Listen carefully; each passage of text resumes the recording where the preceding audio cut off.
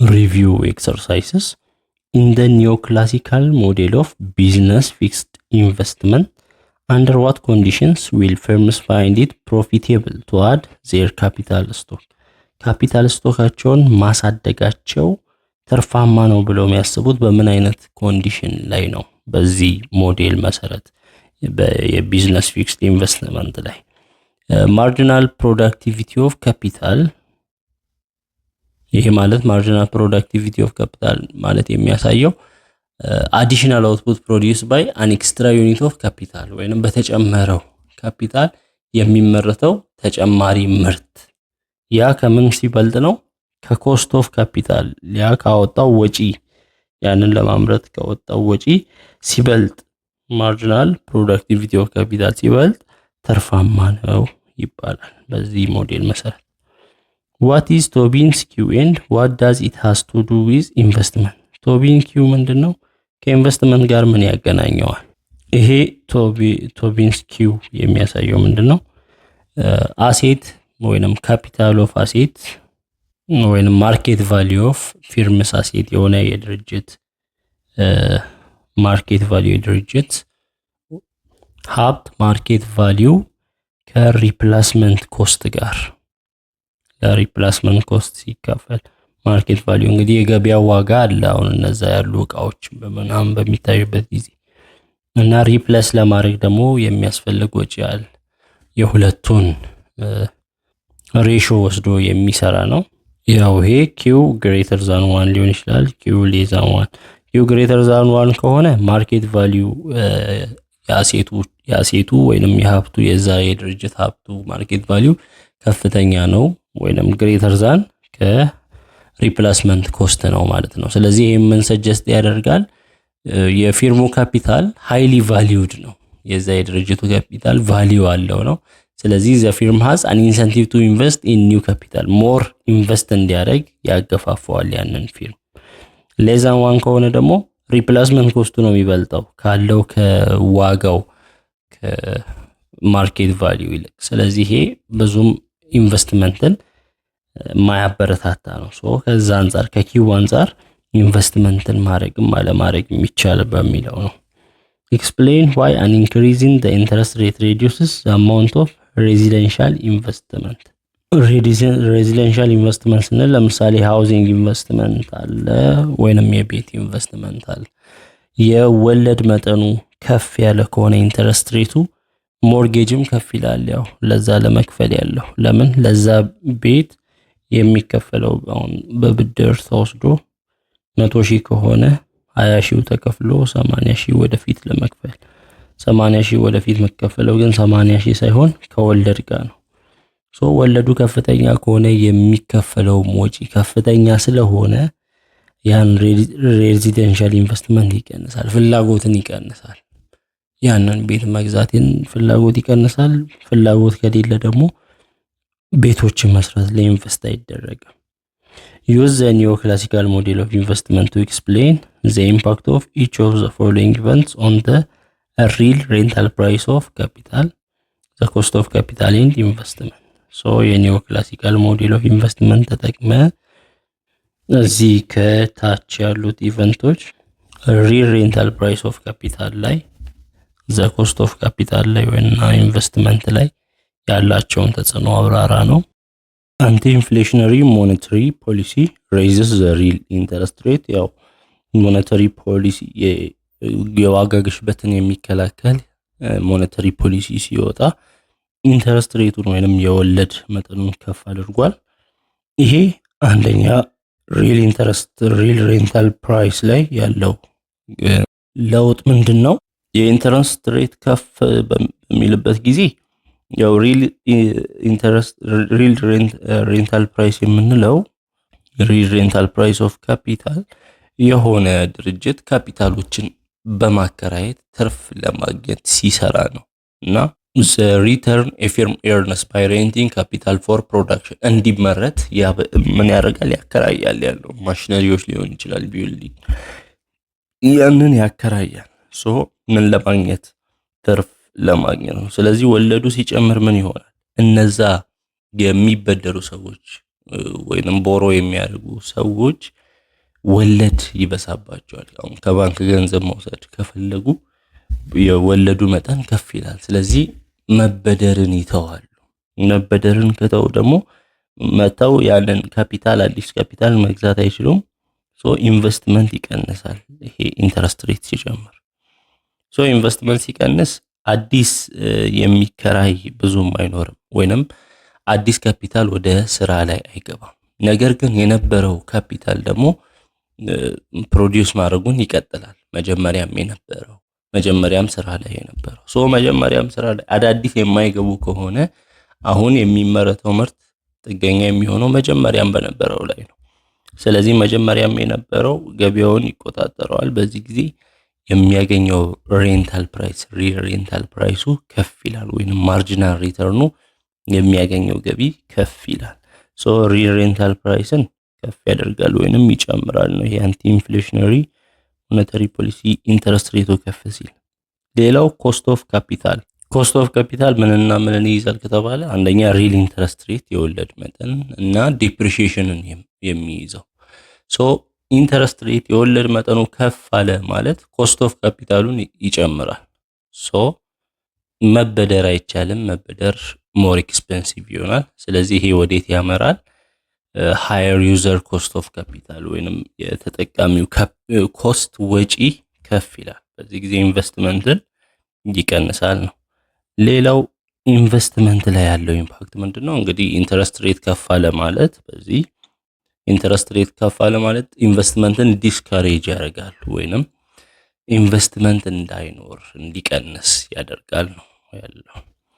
ሌላው አን ኤርዝኩዌክ ዲስትሮይስ ሰም ኦፍ ዘ ካፒታል ስቶክ፣ የመሬት መንቀጥቀጥ የተወሰነውን ካፒታል ስቶክ ወይንም ሀብትን አውድሟል እንበል።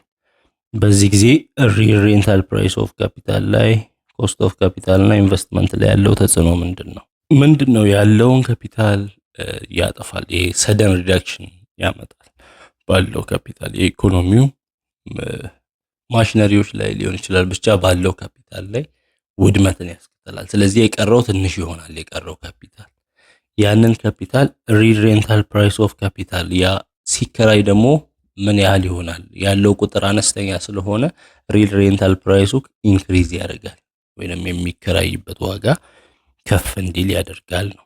ሁለተኛ ኮስት ኦፍ ካፒታል፣ ወጪውም ከፍ ይላል። ያ ካፒታል የሚያወጣ ወጪ ለምን? ያለው እቃ አነስተኛ ወድሞ ጠፍቶ በኤርዝኩዌክ ያለው እቃ አነስተኛ ስለሆነ አቬለብል ያለው እቃ ለማምረት፣ ስለዚህ ያለው ኤግዚስቲንግ ካፒታሉ ሞር ቫልዩብል ነው፣ በጣም በቃ ተፈላጊ ነው የሚሆነው ያለው እቃ ወይንም ያለው ካፒታል። ስለዚህ ድርጅቶች በጣም ይፈልጋሉ እነዛን እቃ። ለምን? ኦሬዲ እጥረት አለ ነው። እቃ ስለጠፋ እጥረት ስላለ በጣም ይፈልጉታል። በዚህ ጊዜ የወለድ መጠኑ ወይንም ያው ኢንተረስት ሬት ኮስት ኦፍ ካፒታል ስንል ኢንተረስት ሬትም አለ፣ ሪተርን ሪኳየርድ ባይ ኢንቨስተርም አለ። እነዚህ የመጨመር እድል አላቸው። ስለዚህ ወጪውን የመጨመር እድል አለው። ኢንቨስትመንት ምን ያደርጋል? በአጭሩ ኢንቨስትመንትን በሾርት ተርም ስናየው ይሄ የእቃዎቹ መውደም ኢንቨስትመንትን ከፍ ያደርጋል። ለምን? ኦሬዲ የወደሙ እቃዎች አሉ፣ እነሱን ተክቶ ወደ ስራ መገባት አለበት፣ ሪፕሌስ መደረግ አለበት፣ ሪቢውልድ መደረግ አለበት። በዚህ ጊዜ ኢንቨስት እየተደረገ ነው፣ ፈሰስ እየተደረገ ነው እና ኢንቨስትመንትን ይጨምራል። ነገር ግን በረጅም ጊዜ ደግሞ ስናይ ወጪው ከፍ የሚል ከሆነ ከሚመጣው ገቢ ከሪል ሬንታል ፕራይስ ከሚገባው ገቢ ኮስቱ እዚህ ጋር ያየነው ኮስት ኦፍ ካፒታል የሚበዛ ከሆነ ደግሞ ኢንቨስት ማድረግን እዛ ነገር ላይ የሚያዳክም አይነት ነው የሚሆን። ሌላው ኢሚግሬሽን ኦፍ ፎሬን ወርከርስ ኢንክሪዝስ ዘ ሳይዝ ኦፍ ዘ ሌበር ፎርስ፣ የፎሬን ወርከርስ መምጣት ተሰዶ ወደዚህ መምጣት የሰውን ቁጥር ይጨምራል። ወይንም የሰውን ኃይል ሲጨምር በዛ በካፒታሉ ሬንታል ፕራይስ ላይ ያለው ምንድነው? የካፒታሉ ሬንታል ፕራይስ ላይ ያለው እንግዲህ ሌበር ፎርስ የሰው ኃይል ከፍ አለ ማለት ያንን ያለውን ካፒታል ኦፍ ፕሮዳክሽን አጠቃቀሙ ምን ይሆናል? በጣም በከፍተኛ መጠን ነው ጥቅም ላይ የሚሆነው። ለምሳሌ 10 ሰራተኞች የሆነ ማሽንን ቢጠቀሙና 100 ቢጠቀሙ 100ዎቹ በጣም አጨናንቀውት ነው የሚጠቀሙት። በዚህ ጊዜ የሚገኘው ዋጋ ሰዎቹ ሲበዙ ሬንታል ፕራይሱ ዲክሪዝ ያደርጋል። ለምን? በጣም ሙሉ በሙሉ ስለሚጠቀሙት፣ ፉሊ ዩቲላይዝ ስለሚያደርጉት። በሌላ ስታይል ደግሞ ይሄ የሰዎች ቁጥር ከፍ በሚልበት ጊዜ ሪሬንታል ፕራይስ ኦፍ ደግሞ የሚጨምርበት ኬዝ አለ። ይሄ ምንድነው? ሞር ሰራተኞች አሉ ነው። ስለዚህ ሞር ሰራተኞች ሲኖሩ የዛ የካፒታሉ ማርጂናል ፕሮዳክትም ይጨምራል፣ ወይንም የሚመረተው ተጨማሪ ምርት ከሰዎቹ ቁጥር ጋር ተያይዞ ያለው። ስለዚህ የሰው ቁጥርና የሚመረተው ምርት ኮምፕሊመንተሪ ስለሆነ ፕሮዳክሽን ላይ፣ ስለዚህ ሬንታል ፕራይሱ ከፍ እንዲል ያደርጋል። ይህ የሰው ኃይል መብዛቱ። ኮስት ኦፍ ካፒታል ላይ ያለው ተጽዕኖ፣ ኮስት ኦፍ ካፒታል ዲፔንድ የሚሆነው ወጪ ዲፔንድ የሚሆነው ሪል ኢንተረስት ሬት ላይ፣ ዲፕሪሺዬሽን ላይ ነው። በሰው ቁጥር ላይ ዲፔንድ አይሆንም። ዘ ፕራይስ ኦፍ ካፒታል ጉድስ ላይ ነው እና የሰው ቁጥር መብዛት ማነስ ለውጥ አያመጣም ኮስት ላይ። ኢንቨስትመንት ላይ ኢንቨስትመንት ይጨምራል። ለምን?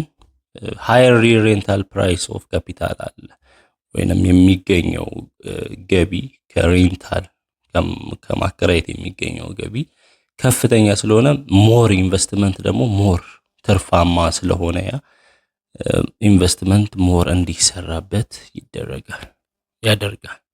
ሰፖዝ ዘ ፊርም ፌስስ ኤ ኮብ ዶግላስ ፕሮዳክሽን ፋንክሽን ዊዝ ቱ ኢንፑትስ። እንግዲህ ኮብ ዶግላስ ፕሮዳክሽን ፋንክሽን አለ፣ ሁለት ኢንፑቶች አሉ። እሱም ኬ ካፒታል ነው፣ ኤል ሌበር ነው። ዘ ፕሮዳክሽን ፋንክሽኑ ይሄን ይመስላል። ዋይ ወይንም አውትፑት ኢኳል ቱ ከምን ጋር እያያዘል ነው? ኤ የሚያሳየው ቴክኖሎጂ ነው፣ የሚመረትበት ቴክኖሎጂ ላይ ሲባዛ ካፒታል አለ ዘ ፓወር ኦፍ 0.3 ከዛ ሌበር ዘ ፓወር ኦፍ 0.7 አለ። ዋት ሃፐንስ ቱ ዘ ሪሬንታል ፕራይስ ኦፍ ካፒታል? ሪሬንታል ፕራይስ የካፒታሉ ምን ይሆናል? ምን ከሆነ ኢሚግሬሽን ሬይዝስ ዘ ሌበር ፎርስ ባይ 10%። ኢሚግሬሽን ሌበር ፎርሱን ከነበረበት በ10% ከፍ ቢያደርገው፣ ኢሚግሬሽን የገባው ሰው የሰው ኃይል በ10% ከፍ እንዲል ማለት ነው። ሶ እዚህ ጋር ሪሬንታል ፕራይሱን ለመስራት ያው ማርጂናል ፕሮዳክት ኦፍ ካፒታልን ማወቅ አለብን። እሱም ደግሞ ማርጂናል ፕሮዳክት ኦፍ ካፒታል ደሪቬት ማድረግ ነው። ዲዋይ ባይ ዲ ካፒታል፣ ይህም ባይ ዲ ካፒታል ወይንም ባይ ካፒታል ደሪቬት እናደርጋለን። ሶ ይሄ ዋይ ኦቨር ኬ ወይንም ኢንፑት ኦቨር ካፒታል ማርጂናል ፕሮዳክት ኦፍ ካፒታል እንደሆነ እናውቃለን። ኢኳል ቱ ከዚህ ያው ኬ ነው ደሪቬት የሚሆነው። ይሄ አለ ኬ ዘ ፓወር ኦፍ 0.3 ወደፊት ይመጣል። 0.3 ታይምስ ኤ ታይምስ ኬ። ከዚህ ከፓወሩ አንድ እንቀንሳለን። ከ0.3 አንድ ስንቀንስ ኔጌቲቭ 0.7 ኤል እንዳለ ዘ ፓወር ኦፍ 0.7 ይሆናል። ሶ ማርጂናል ፕሮዳክት ኦፍ ካፒታሉ ምን ይሆናል? እዚህ ጋር እንደምናየው ኬ ኤል አለ። ይሄ ኔጌቲቭ ነው። ይሄ ማለት ኬ ዘ ፓወር ኦፍ 0.7 ማለት 1 ኦቨር ኬ ዘ ፓወር ኦፍ 0.7 ነው። ይሄ ከኤል ዘ ፓወር ኦፍ 0.7 ጋር ሲባዛ ምን ይሆናል? ኤል ዘ ፓወር ኦፍ 0.7 ከአንድ ጋር ሲባዛ ኦቨር ኬ ዘ ፓወር ኦፍ 0.7 ሁለታቸውም ፓወራቸው ተመሳሳይ ስለሆነ ኤል ኦቨር ኬ ዘ ፓወር ኦፍ 0.7 ማድረግ እንችላለን። ስለዚህ ይሄ እኛው ፓርት ኤል ኦቨር ኬ ዘ ፓወር ኦፍ 0.7 ይሆናል። እዚህ 0.3 ታይምስ ኤ አለ። ሶ ማርጂናል ፕሮዳክት ኦፍ ካፒታል ይሄ ነው፣ ወይንም ሪተርን ሬንታል ፕራይስ። ሬንታል ፕራይሱ እንደዚህ ይሆናል 0.3 ኤ ኤል ኦቨር ኬ ዘ ፓወር ኦፍ 0.7። አሁን ምንድነው የተባለው? ሌበር ፎርሱ ከመጀመሪያው በ10% ከፍ ሲል፣ መጀመሪያ ሌበር ፎርሱ ኤል ያህል ነው። እዚህ ላይ ምን ያህል? 10% ኦፍ ሌበር ፎርስ እንደማለት ነው። ያ ማለት ኤል ላይ አዲሱ ሌበር ፎርስ ይቆልጡ መጀመሪያ የነበረው ኤል ላይ 10% ማለት 0.1 ነው። ወደ ቁጥር ሲቀየር 0.1 ጊዜ ኤል ማለት 1 ነው። 1 ሲደመር 0.1 1.1 ኤል ነው የሚሆነው። አዲሱ ሌበር 1.1 ኤል ነው የሚሆነው። ስለዚህ አዲሱ ሬንታል ፕራይስ ምን ይሆናል? 0.3 ታይምስ ኤ ታይምስ አዲሱ ሌበር ኦቨር ካፒታል ዘ ዘ ፓወር ኦፍ 0.7 ይሆናል። እሺ እዚህ ጋር ሬንታል አዲሱ ሪል ሬንታል ፕራይስ ኢኳል ቱ 0.3 ታይምስ ኤ ታይምስ አዲሱ ሌበር 1.1 ታይምስ የመጀመሪያው ሌበር ነው ኦቨር ካፒታል ዘ ፓወር ኦፍ 0.7 ይሆናል። እሺ እዚህ ጋር ስናይ 1.1 ነው። ይሄ ዘ ፓወር ኦፍ 0.7 ለ1.1 ስለሚሆን አዲሱ ሬንታል 0.3 ታይምስ ኤ ታይምስ እቺ 1.1 እንድትወጣ እናደርጋለን። 1.1 ዘ ፓወር ኦፍ 0.7 ወደ ውጭ ወጣ። እዚህ ማን ይቀራል? ኤል ኦቨር ኬ ዘ ፓወር ኦፍ 0.7 ይቀራል። ስለዚህ አዲሱን ሬንታል ስንጽፍ እቺን ወደፊት ስናመጣው 1.1 ዘ ፓወር ኦፍ 0.7 ታይምስ ሌሎችን እንዳለ እንጻፍ 0.3 ኤ ኤል ኦቨር ኬ ዘ ፓወር ኦፍ 0.7። እሺ ይሄኛውን ፓርቲው ከየትኛው ጋር ተመሳሳይ? ከዚህ ጋር ተመሳሳይ። ስለዚህ ምን ይሆናል? አዲሱ ሪል ሬንታል ፕራይስ 1.1 ታይምስ 0.7 ዘ ፓወር ኦፍ 0.7 ታይምስ ይሄኛው ምንድነው? የመጀመሪያው ሬንታል ፕራይስ። ስለዚህ የመጀመሪያው ሬንታል ፕራይስ 1.1 ዘ ፓወር ኦፍ 0.7 ጊዜ የመጀመሪያው ሬንታል ፕራይስ ነው የሚሆነው አዲሱ። ስለዚህ 1.1 ዘ ፓወር ኦፍ 0.7 ከአንድ ይበልጣል። ከአንድ ከበለጠ ምን ማለት ነው? ሬንታል ፕራይስ አሁን የሰው ቁጥር ሲጨመር ያለው ከመጀመሪያው በዚህ ያህል ይበልጣል ነው። ስለዚህ ሪል ሬንታል ፕራይስ ከመጀመሪያው ከዚህኛው ኢንክሪዝ አድርጓል። በምን ያህል? በዚህ እጥፍ ያህል ኢንክሪዝ አድርጓል። ስለዚህ የሌበር መብዛቱ እንደዚህ እንዲጨምር አድርጓታል። ሌላው a gift of capital or machines from abroad raises the capital stock by 10%. የማሽን እርዳታ ተደረገ ወይንም ጊፍት ተደረገ። ያም ካፒታሉን የኢንቨስትመንቱን ካፒታል በ10% ጨመረ። ይሄ ደግሞ ምን አይነት ተጽዕኖ አለው? ሬንታል ፕራይሱ ላይ ያው ተመሳሳይ ነው። ካፒታል ነው። በዚህ ጊዜ ካፒታል መጀመሪያ ከነበረበት አዲሱ ካፒታል የመጀመሪያው ላይ ስንት ፐርሰንት? 10% ኦፍ ካፒታል መጨመር ነው። ካፒታሉን በ10% ጨምረው ስንል 10% ማለት በ0.1 ኦፍ ካፒታል። ስለዚህ 1.1 ካፒታል ሆነ አዲሱ ካፒታል። እንደዛ ሲሆን ሪል ሬንታል ፕራይስ ላይ ምን ይመጣል? ስለዚህ አዲሱ ሬንታል ፕራይስ 0.3 ታይምስ ኤ ታይምስ ኤል ኦቨር ካፒታሉ አዲሱ ካፒታል ስንት ነው? 1.1 ኬ ዘ ፓወር ኦፍ 0.7 ነው የሚሆነው። እና እዚህ ጋር ኦቨር 1.1 ማለት ምን ማለት ነው? ይሄ 1 ኦቨር 1.1 ታይምስ ኤል ኦቨር ኬ እንደማለት ነው። ስለዚህ ፓወሩን 0.7 ለእያንዳንዱ ስንሰጥ እንደዚህ ይሆናል። ሶ 1 ኦቨር 1.1 ዘ ፓወር ኦፍ 0.7 ማለት 1.1 ዘ ፓወር ኦፍ ኔጌቲቭ 0.7 ከማለት ጋር እኩል ነው። ከዛ ኤል ኦቨር ኬ ዘ ፓወር ኦፍ 0.7 ነው። ከፊት 0.3 ታይምስ ኤ አለ። ይሄ አዲሱ ሪል ሬንታል ፕራይስ ነው። ስለዚህ አዲሱ ሪል ሬንታል ፕራይስ 1.1 ወደፊት ስናወጣ 1.1 ዘ ፓወር ኦፍ ኔጌቲቭ 0.7 ታይምስ ሌላውን እንዳለ እንጽፋለን 0.3 ኤ ኤል ኦቨር ኬ ዘ ፓወር ኦፍ 0.7 ይሆናል። ሬንታል ፕራይስ ሪል ሬንታል ፕራይስ ይሄኛው ፓርት ስናይ ከምን ጋር እኩል ነው? ከአር ጋር። ስለዚህ ይሄኛው ፓርት አር የመጀመሪያው ሬንታል ፕራይስ 1.1 ዘ ፓወር ኦፍ ኔጌቲቭ 0.7 ታይምስ አር ይሆናል አዲሱ ሬንታል ፕራይስ። ይሄ 1.1 ዘ ፓወር ኦፍ ኔጌቲቭ 0.7 ደግሞ ከአንድ ያንሳል። ከአንድ ያነሰ ቁጥር የመጀመሪያው ሪል ሬንታል ፕራይስ ጋር ሲባዛ አዲሱ ሬንታል ፕራይስ ይቀንሳል ወይንም ዲክሪዝ ያደርጋል። ሌላኛው ቴክኖሎጂካል አድቫንስመንት ሬይዝስ ዘ ካፒታል ኦፍ ፓራሜትር ኤ ባይ 10%። ካፒታል ማደጉ ኤን በ10% ማለት ቴክኖሎጂ መሻሻል የቴክኖሎጂ ነው። ስለዚህ ኤን በ10% ጨምሯል ካለን ኤ አዲሱ መጀመሪያ ከነበረው በ10% ሲጨምር 1.1 ኤ ይሆናል። እዚህ ጋር አዲሱ ሬንታል ፕራይስ ምን ይሆናል? 0.3 ታይምስ ኤ ቦታ 1.1 ኤ ታይምስ ኤል ኦቨር ኬ ዘ ፓወር ኦፍ 0.7 ነው የሚሆነው። እቺን 1.1 ወደፊት ብናወጣ ውስጥ ማን ይቀራል? እዚህ 0.3 ኤ ኤል ኦቨር ኬ ዘ ፓወር ኦፍ 0.7 ኤ አዲሱ ሬንታል ፕራይስ ነው። እችኛውን ፓርት ስናይ ደግሞ ከመንገድ ከዚህ ጋር ተመሳሳይ ናት፣ አር ይሆናል። ስለዚህ አዲሱ 1.1 ታይምስ አር ይሆናል። ስለዚህ ምንድነው 1.1 ከአንድ ከበለጠ አዲሱ ሬንታል ፕራይስ ከመጀመሪያው በ1.1 እጥፍ ይበልጣል። ይህም ምን አደረገ ነው ሬንታል ፕራይሱን ኢንክሪዝ እንዳደረገ ማየት እንችላለን።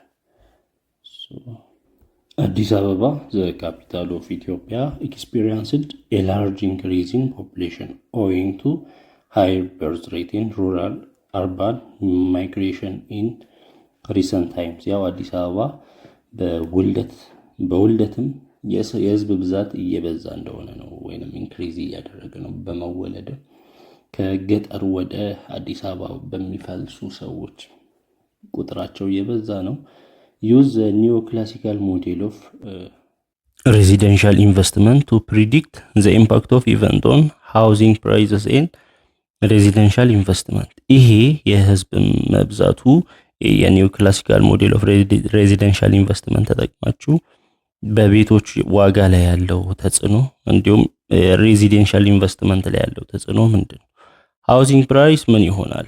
በመጀመሪያ የህዝቡ ቁጥር ከፍ ሲል ኢንክሪዝ ኢን ሃውሲንግ ዲማንድ የቤት ፍላጎት ከፍ ይላል። የቤት ፍላጎት የህዝብ ቁጥር ከፍ ማለቱ ቤት እንዲፈልግ የቤተሰቦች ቁጥር ከፍ ስለሚል ማለት ነው። የቤት ፍላጎት ከፍ ማለቱ ደግሞ የቤት ዋጋ ከፍ እንዲል ያደርጋል፣ ውድ እንዲሆን ያደርጋል። ሃውሲንግ ፕራይስ ላይ ውድ እንዲሆን ያደርጋል። ይሄ የቤት ዋጋ መወደድ ወይንም ከፍ ማለት ደግሞ ብዙ ገንዘብ ስለሆነ ቤት ሬዚደንሻል ኢንቨስትመንት ያው እንደዚህ ሃውሲንጎችን መስራት ነው።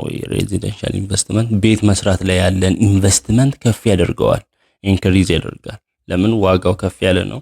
አዲስ ህንፃ ወይም አዲስ ቤት ቢሰራ አንድ ድርጅት የሚያገኘው ትርፍ ከፍ ያለ ስለሚሆን ያ የቤት መስራቱን ኢንቨስትመንት ሬዚደንሻል ኢንቨስትመንቱን ከፍ እንዲል ያደርጋል።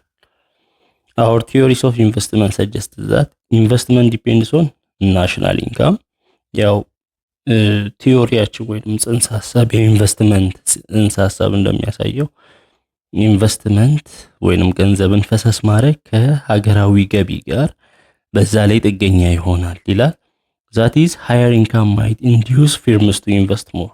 ከፍተኛ ገቢ ካለ እንደ ሀገር ኢንቨስተሮች በጣም ኢንቨስት እንዲያደርጉ ብዙ ኢንቨስት እንዲያደርጉ ያደርጋል። ወይንም ፊርሞች explain why investment might depend on national income። ኢንቨስትመንት ሀገራዊ ገቢ ላይ ዲፔንድ የሚሆነው እንዴት እንደሆነ አስረዱ ነው። ናሽናል ኢንካም እንደ ሀገር ገቢ ከፍ አለ ማለት ኮንሱመር ወይንም ተጠቃሚው ኢንካሙ ከፍ ስለሚል ፍላጎቱም ከፍ ይላል። እቃዎችን የመግዛት ፍላጎቱ ጉድስ እና ሰርቪስን የሚፈልግበት መጠን ከፍ ይላል። ይሄ ፍላጎት ከፍ ሲል ደግሞ ያንን ፍላጎት ለማሟላት የሚመረተው ፕሮዳክሽንም ከፍ ይላል። ኢንቨስትመንቱ ማለት ነው። ፕሮዳክሽን ከፍ ማለት ኢንቨስት ማድረግ ነው። እንደዚህ ማሽነሪዎች ኢኩዊፕመንቶች ናቸው የሚሰሩት። ስለዚህ በዚህ አይነት መንገድ ነው ፍላጎትን ለማሟላት ኢንቨስትመንት ከፍ ይላል። ስለዚህ ሃየር ናሽናል ኢንካም ሃይ ኢንቨስትመንት እንዲኖር ያደርጋል።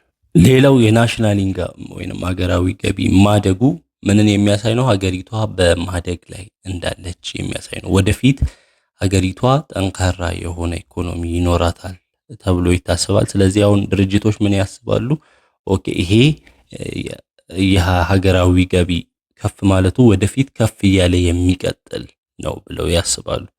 ስለዚህ ወደፊት ትርፍ ይገኛል የበለጠ። ስለዚህ ፊውቸር ኤክስፔክቴሽን ዲማንድ ከፍ ይላል ፊውቸር ላይ። በዚህ አይነት ሁኔታ ከቀጠለ ፍላጎት ከፍ ስለሚል ማምረት አለብን ወደሚለው ይገባል። ስለዚህ ናሽናል ኢንካሙ በሚያድግበት ጊዜ ወደፊት ያድጋል ተብሎ ሲጠበቅ በዛው ኢንቨስትመንቱ ያድጋል። Suppose that the firm faces a ዶግላስ ፕሮዳክሽን ፋንክሽን ዊዝ ቱ ኢንፑትስ። እንግዲህ ኮብ ዶግላስ ፕሮዳክሽን ፋንክሽን አለ፣ ሁለት ኢንፑቶች አሉ።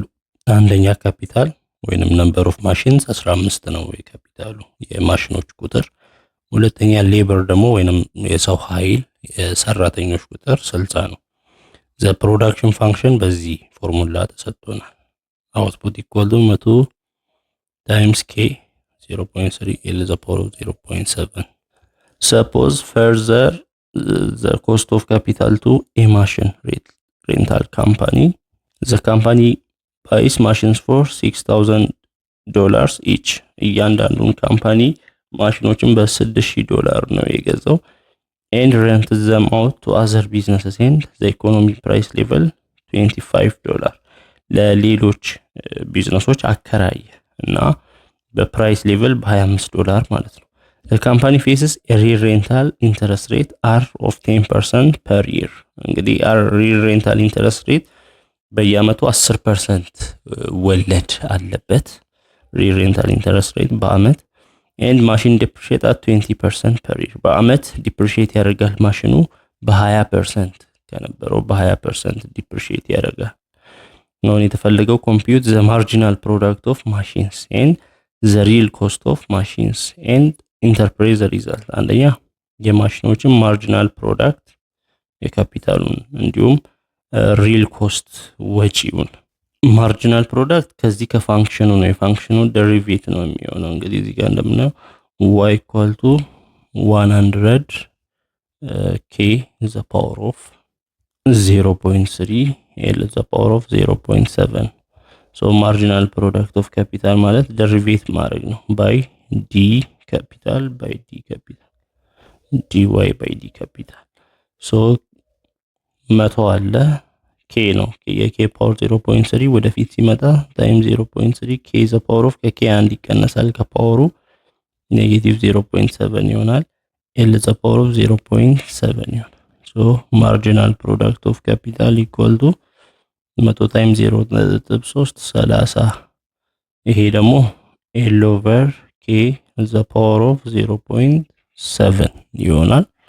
ስለዚህ 30 ሲባዛ ሌበር ያለው 60 ነው፣ ካፒታል ደግሞ 15 ነው። ስለዚህ 60 ኦቨር 15 the power of 0.7 30 ሲባዛ 60 ለ15 4 the power of 0.7 ይሆናል።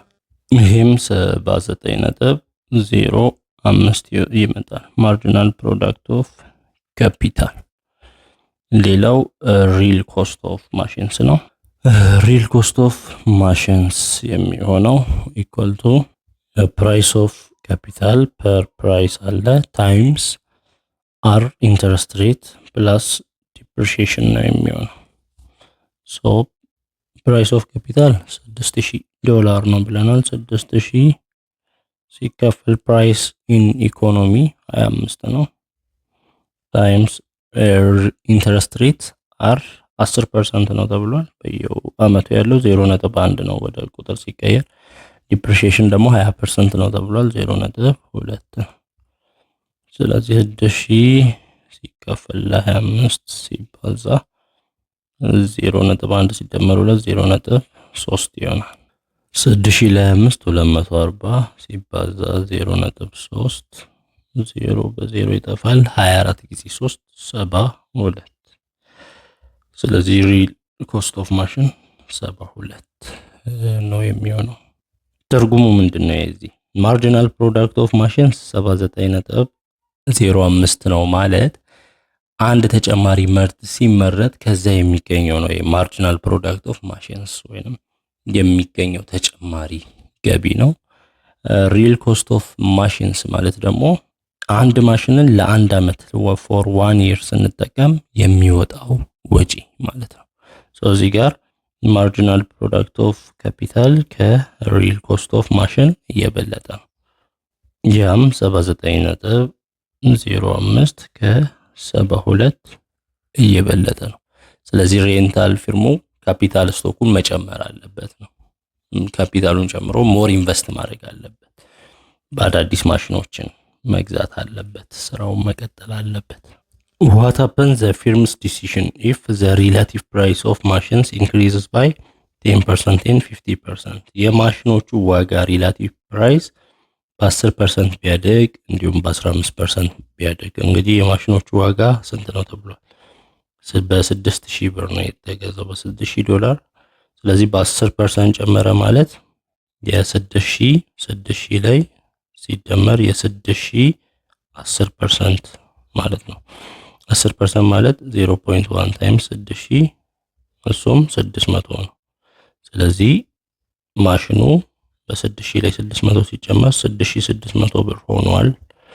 6600 ብር ሲሆን ሪል ኮስት ኦፍ ማሽኑን ነው የምንሰራው። ስለዚህ 6000 ባልንበት 6600 እያደረግን መስራት ነው።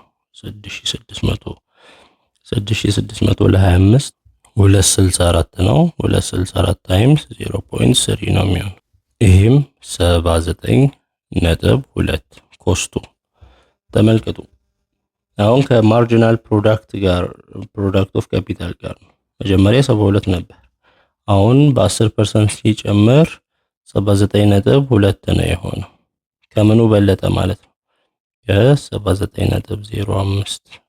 ስለዚህ የሚያገኘው ማርጂናል ፕሮዳክት ኦፍ ካፒታል ከእርሱ ምኑ በለጠ? ኮስቱ። ወጪው ከበለጠ ምንድነው የሚያደርገው?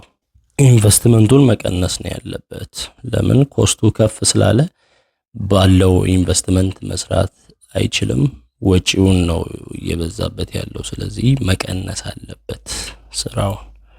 ስለዚህ ኢንቨስት ማድረግ የለበትም። አዳዲስ ካፒታሎችን አዳዲስ ማሽኖችን መግዛት የለበትም። በ15% ቢጨምርስ? ያው ነው ይጨምራል። ከዚህ ኮስቱ ከማርጂናል ፕሮዳክቱ ከፍ ይላል። በ15% ማለት የ6000 15% ኦፍ 6000 0.15 ታይምስ 6000 እንደማለት ነው። ስለዚህ 20 15 ጊዜ 60 5 ጊዜ 33 አለ በ900 ብር ሲጨምር 6900 ብር ሲሆን ማሽኑ ምን ይሆናል? ያው ፕራይሱም ከፍ ነው የሚለው። ከፍ ካለ ኢንቨስት ማድረግ የለበትም። What happened to the real rental price of capital or machine if immigration raises the labor force by 10%? ሌበር ፎርሱ በ10% ቢጨምር በኢሚግሬሽን ምክንያት ሪል ሬንታል ፕራይስ ምን ይሆናል? ሪል ሬንታል ፕራይስ ወይንም ማርጂናል ፕሮዳክት ኦፍ ካፒታል ፎርሙላ ነው የምንወስደው እና ያው ፎርሙላው y equal to እዚህ ያለው 100 ታይምስ k is the power of 0.3 l is the power of 0.7 ኢንደርቤስ እና ማርጂናል ፕሮዳክት ኦፍ ካፒታል ምንድነው የመጣው? 30 ታይምስ l over k is the power of 0.7 ነበር የመጣው እና የl ዋጋ ሌበር 60 ነው፣ ካፒታል ደግሞ 15 ነው የነበረው። ሌበር 60 ካፒታል 15። አሁን ምን ሆኗል እያለን የሌበር ፎርስ በ10% ጨምሯል። 60 የነበረው 60 ሲደመር የ60 10% 10% ኦፍ 60 60 ሲደመር 10% 0.1 ታይምስ 60 60 ሲደመር 66 ሆኗል። ስለዚህ ኤል ቦታ 66ን ተክተን መስራት ነው።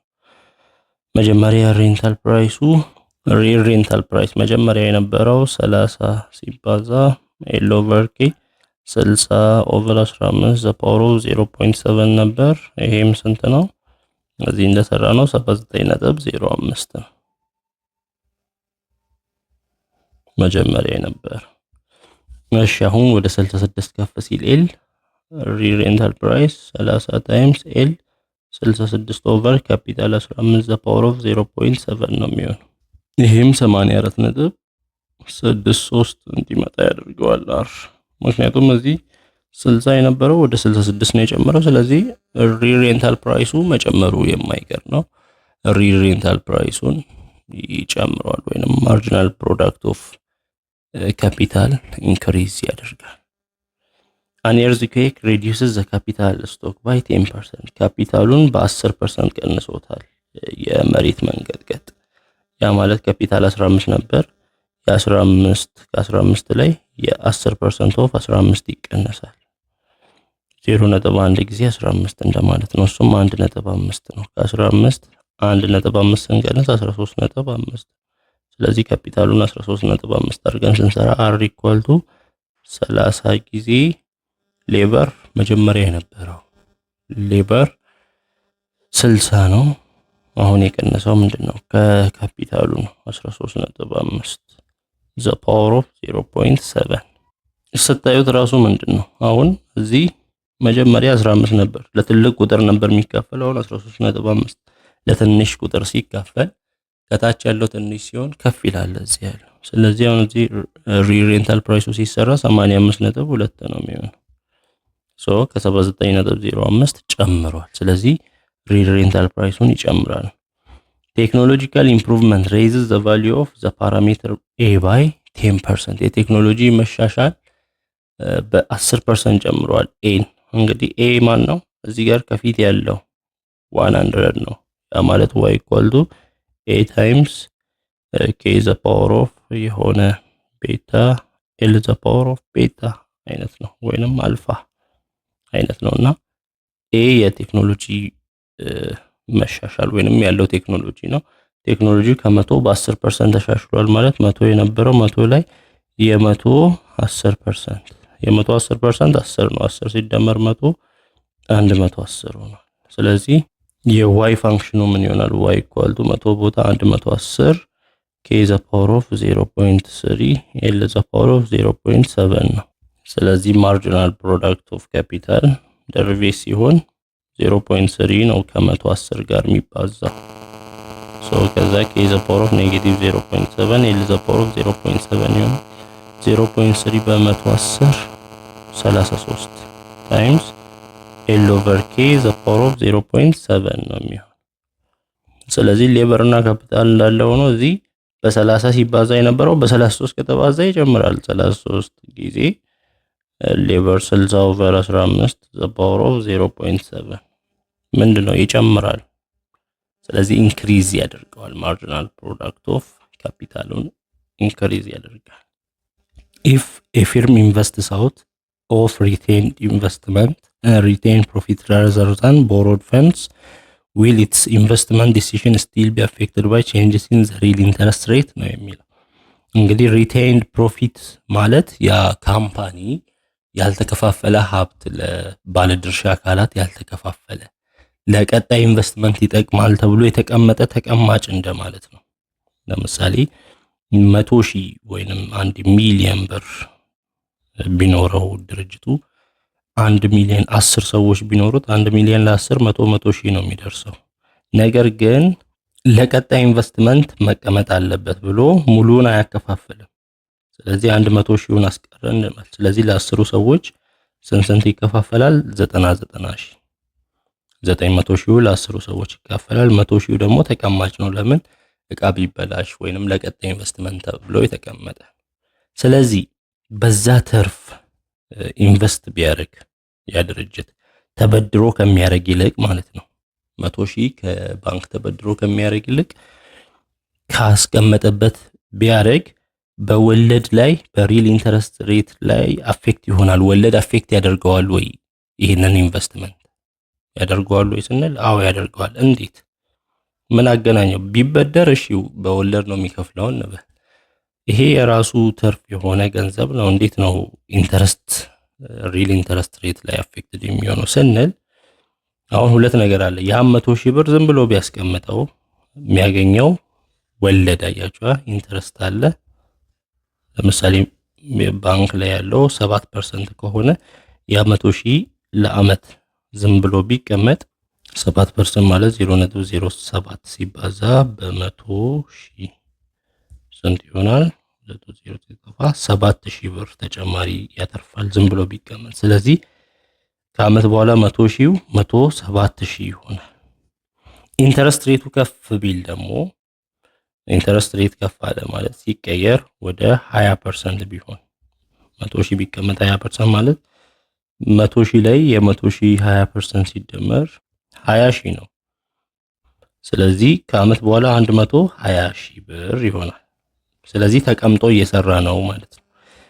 ግን ያንን ብር ኢንቨስት ቢያደርግ ወይንም እቃዎች ላይ አድርጎ በ100,000 ብሩ 10,000 ብቻ የሚያተርፍ ከሆነ በ100,000 ብሩ 10,000 የሚያተርፍ ከሆነ 110,000 ብር ይሆናል። ግን ዝም ብሎ ቢቀመጥ ኖሮ 120,000 ብር ይሆንለት ነበር። ስለዚህ አያችዋ ኢንተረስት ሬት ወይንም የወለድ ባያሰራው ይሻል ነበር ያን ገንዘብ ዝም ብሎ ቢያስቀምጠው። ስለዚህ የኢንተረስት ከፍ ማለት አሁን አይ እኔ አላስቀምጥም አሰራለሁ ካለ ስንት እያጣ ነው ማለት ነው? 10,000 ኮስት እያደረገ ነው ወይንም እያጣ ነው። ከዚህ አንጻር ነው ኢንተረስት ሬት ላይ ዲፔንድ ይሆናል የተባለው። ያው ሌላው ኮስት ኦፍ ካፒታል አለ። የዛ የፊርም ኮስት ኦፍ ካፒታል ምንድነው? የሪል ኢንተረስት ሬት እና ዲፕሪሺየሽንን የሚጨምር ነው። ስለዚህ ስቲል ኢንተረስት ሬት ላይ ዲፔንድ ይሆናል ኮስት ኦፍ ካፒታል። በፕሮፊት በሪቴንድ ፕሮፊት እንኳን ኢንቨስት ለማድረግ ቢገባ The theories of investment suggest that investment is related to the business cycle. ያው ኢንቨስትመንት ከቢዝነስ ሳይክል ጋር የተያያዘ ነው ይላሉ ጽንሰ ሐሳቦቹ። ያ ማለት explain why investment rises during expansion ጊዜ ኢንቨስትመንት የሚያድገው ለምንድን ነው? በሪሴሽን ጊዜ ደግሞ የሚወርደው ለምንድን ነው? ያው ኤክስፓንሽን ስንል ግራው ሲያደርግ ነው። በዛ ጊዜ አውትፑት ኢንካም ገቢ ከፍ በሚልበት ጊዜ ነው ኤክስፓንሽን የሚባል። ገቢ ከፍ ካለ አውትፑት የሚመረተው ምርት ከፍ ካለ በአክሰለሬተር ቲዮሪ ኦፍ ኢንቨስትመንት መሰረት ከፍ ካለ ኢንቨስትመንትም ከፍ ይላል። ያንን ፍላጎት ለማሟላት ያ ማለት አዳዲስ ካፒታል ያ ማለት ማሽነሪዎችን ፋክተሪ ኢኩዊፕመንቶችን ገዝቶ ወደ ስራ ይገባል ያንን ፍላጎት ለማሟላት።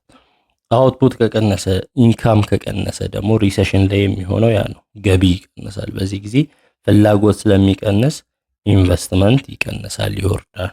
ያው ኢንቨስትመንት በአክሰለሬተር ቲዮሪ መሰረት የሆነ ኮንስታንት ታይምስ ቼንጅን ዋይ ነው ወይንም ቼንጅን አውትፑት ጋር የሆነ ፕሮፖርሽናሊቲ ነው ያለው። ሌላው ደግሞ ኒዮ ክላሲካል ቲዮሪ ኦፍ ኢንቨስትመንት አለ። ኒዮ ክላሲካል የሚለው ምንድነው? ማርጂናል ፕራይስ ኦፍ ካፒታል እና ማርጂናል ፕሮዳክት ኦፍ ካፒታልን እና ኮስትን ነው የሚያነጻጽረው። ሶ ማርጂናል ፕሮዳክት ኦፍ ካፒታል ከፍ ካለ በኤክስፓንሽን ጊዜ ከፍተኛ ፍላጎት ይኖራል። ይሄ ደግሞ ማርጂናል ፕሮዳክት ኦፍ ካፒታልን ወይንም ተጨማሪ በዛ ካፒታል ተጨማሪ ምርት ሲመረት ያለው ገቢ ሪተርን ከፍ ይላል ማለት ነው። ሬንታል ፕራይስ ከፍ ይላል። በዛ ጊዜ ኢንቨስት ይደረጋል የበለጠ። ስለዚህ ፊርሞች ሞር ኢንቨስት ያደርጋሉ። በሪሴሽን ጊዜ ደግሞ ተቃራኒ ማርጂናል ፕሮዳክት ኦፍ ካፒታሉ ስለሚቀንስ። ስለዚህ ፊርሞች ኢንቨስት የሚያደርጉት እስከመች ድረስ ነው? ማርጂናል ፕሮዳክት ኦፍ ካፒታሉ ከኮስት ጋር እኩል እስኪሆን፣ ኮስት ደግሞ ኢንተረስት ሬት ፕላስ ዲፕሪሺየሽን ጋር እኩል እስኪሆን ድረስ። ከዛ ይሄ ኮስቱ ከበለጠ ይተውታል፣ ኮስቱ ካነሰ ደግሞ ይቀጥላሉ። የቶቢን ኪው ደግሞ የቶቢን ኪው ኢንቨስትመንት መደረግ አለበት የሚለው በኪው ላይ ነው። ኪው ግሬተር ዛን 1 ሲሆንና ኪው ሌዘር 1 ያው ኪው የሚያሳየው ሬሽዮ ነው። ሶ ማርኬት ቫልዩ ኦፍ ካፒታል እና ሪፕሌስመንት ኮስት የዛ ካፒታል የዛ ፊርም ማርኬት ቫልዩ የካፒታሉ ማርኬት ቫልዩ ካፒታል ኦቨር ሪፕሌስመንት ኮስት ነው የሚያሳየው ኪው። ሶ ማርኬት ቫልዩ የሚበልጥ ከሆነ የዛ የካፒታሉ ተጨማሪ ካፒታሎችን አድ ማድረግ አለበት፣ ኢንቨስት ማድረግ አለበት። አነሰ ማለት ደግሞ ሪፕሌስመንት ኮስቱ እየበለጠ ነው ከማርኬት ቫልዩ ከገበያው ዋጋ ይልቅ የዛ ካፒታል ለዛ ሪፕሌስ ለማድረግ የሚወጣው ኮስት እየበለጠ ስለሆነ ኢንቨስትመንት መቆም አለበት እያለ ነው የሚያወራ።